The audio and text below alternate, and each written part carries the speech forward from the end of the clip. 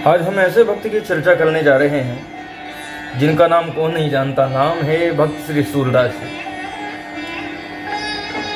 अरे सूरदास जी एक ऐसे भक्त हुए हैं जिन्होंने इस संसार में रहते हुए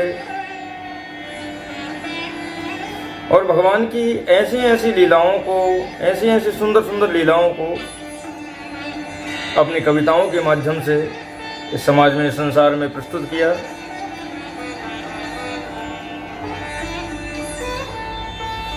हम चर्चा करें कि इनके पूर्व जन्म की आखिर ये कौन थे, किसके अवतार थे, क्योंकि इस कालांतर में जितने भी भक्त हुए हैं वह भक्त किसी न किसी देवताओं के, किसी न किसी भगवान के ही करीबी उनके ही अवतार हुए हैं।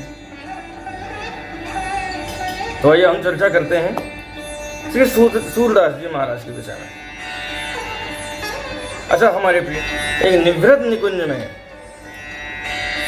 ठाकुर जी श्री राधा रानी के साथ एक जगत के उद्धार के लिए ही निकुंज में बैठे बैठे विचार कर रहे थे और श्री ललिता जी को उन्होंने पहले आदेश दे दिया कि निकुंज में कोई प्रवेश ना करे। तो प्रधान सखी जो राधा रानी की ललिता जी हैं, ये ललिता जी द्वार पर विराजमान थी कि कोई भीतर प्रवेश ना करे। उसी समय श्री उद्धव जी का आगमन हुआ और उद्धव जी भगवान के दर्शन करने के लिए निकुंज में प्रवेश करना चाहते थे, लेकिन ललिता जी ने मना किया। तो ललिता जी को जो आदेश है उसका पालन कर रही थी, लेकिन उद्धव जी को अंदर से बड़ा बुरा लगा कि बताओ, हमें भगवान के दर्शन करने के लिए मना किया जा रहा है। तो उद्धव जी ने क्रोध में आकर के श्राप दिया ललिता जी को कि हे ललिते, मैं तुम्हें श्राप देता हूँ कि कलयुग में मृत्यु लोक में जाकर तुम यवनों के घर में तुम्हारा पालन पोषण होगा। ललिता जी को भी क्रोध आया। ललिता जी ने भी कहा कि उद्धव जी, मेरे बार बार मना करने के बाद भी तुम निकुंज में प्रवेश करना चाहते हो और मैं तुम्हें रोकता हूं, फिर भी तुम मानते नहीं हो और अत्यधिक क्रोधित होकर के तुमने मुझे श्राप दिया। तो जाओ, मैं भी तुम्हें श्राप देती हूँ कि इस कलिकाल में उसी समय तुम भी नेत्रहीन होकर के संसार में विचरण करोगे। उसी समय प्रिया प्रीतम जी का आगमन हो गया और भगवान कहते हैं कि उद्धव, इस संसार में जो भी कुछ होता है मेरी इच्छा से ही होता है, जो भी कुछ होना होता है वो सब मेरी इच्छा से ही होता है। अब ये ललिता कलयुग में जाकर के यमुनों के घर में इनका पालन पोषण होगा और जब कलयुग में तुम दोनों जिस समय मिल जाओगे, जिस समय तुम लोगों का मिलन होगा, उसी समय ललिता जी का अवतार काल पूर्ण हो जाएगा। वे अपने तन को त्याग करके मेरे समीप आ जाएंगे। और सूरदास जी भक्तों की अभिलाषाओं को पूर्ण करने के लिए, इस जन जन में भक्ति को प्रसारित करने के लिए आप कुछ समय तक और ठहरेंगे। उसके बाद आकर के मेरे लोक में आपको स्थान प्राप्त होगा। अकबर बादशाह की बहुत सी बेगमों में से एक हिंदू बेगम थी जिनका नाम था जोधाबाई। किसने इनका नाम नहीं सुना? अच्छा, जोधाबाई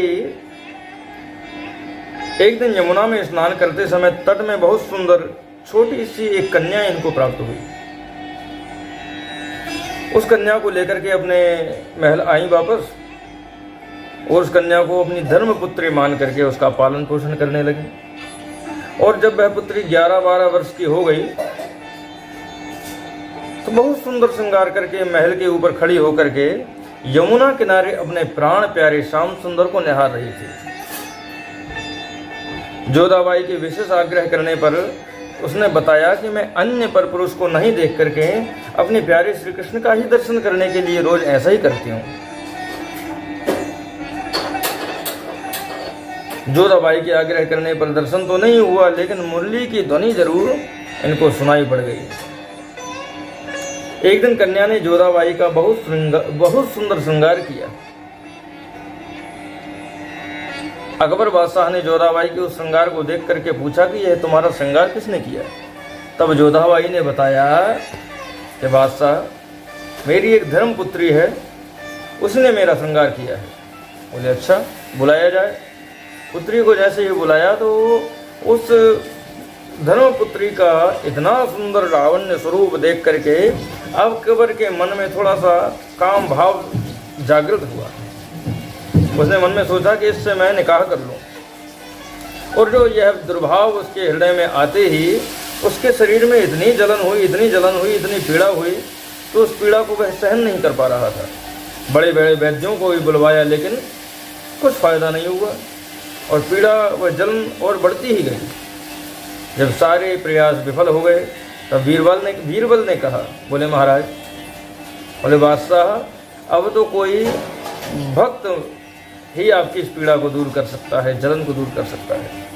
बोले बुलाया जाए। बोले भक्त कहाँ? बोले वृंदावन में मिल सकते हैं। तब श्री सूरदास जी को बुलवाया गया और सूरदास जी ने आकर के, जैसे ही सूरदास जी आए तैसे ही अकबर ने सूरदास जी के दर्शन किए और दर्शन करते ही अकबर के जो पाप थे, पापों का उन्मूलन हो गया। एक भक्त के दर्शन करने से अकबर की जो पीड़ा थी, जो जलन थी, वह शांत हुई, धीरे धीरे जाती रही। अकबर ने पूछा कि यह मुझे क्यों हुआ, यह असहनीय दर्द?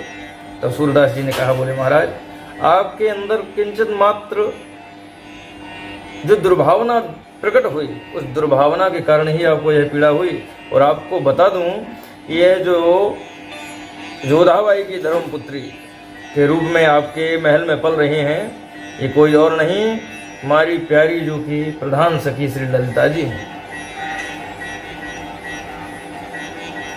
सूरदास जी ने पूछा, ललिते, तो ही बूझत शाहजहां, तो ही बूझत शाहजहां। तो उस कन्या ने कहा, उद्धव, तज शाम तुम आए कहाँ, तज शाम तुम आए कहाँ। और उस ललिता जी ने उसी समय अपने शरीर का परित्याग किया, योग अग्नि द्वारा शरीर को भस्म किया और भगवान के परिकरों में सम्मिलित हो गए। लेकिन सूरदास जी भगवान की आज्ञा से शरीर को नहीं छोड़ा। और आपको जरा मैं स्पष्ट कर लूँ, श्री सूरदास जी के मन में 1.25 लाख पद रचना करने का विचार हुआ। 1 लाख पद तो लिख चुके थे। इतने में श्री ठाकुर जी का आदेश हुआ कि आप मेरे धाम में आ जाओ। इन्होंने कहा, बोले सरकार, अभी तो 1 लाख पद रचना ही हुई और 1.25 लाख का मेरा संकल्प है। तब भगवान ने कहा कि तुम चिंता मत करो, तुम्हारे बकाया जो 25,000 जो पद रचना और है वह मैं कर लूँगा। और आपको ज़रा स्पष्ट कर दूँ कि सूरदास जी के पद रचनाओं में, सूरदास जी की जिनमें छाप लगी है सूर, वह समझिएगा कि वह सूरदास जी का लिखा हुआ पद है। और जिनमें सूर श्याम करके जो छाप लगी हुई है जिन पदों में, उसको श्री श्याम सुंदर ने ही सूरदास जी के रूप में, यह पद रचना भगवान की ही पद रचना है। वो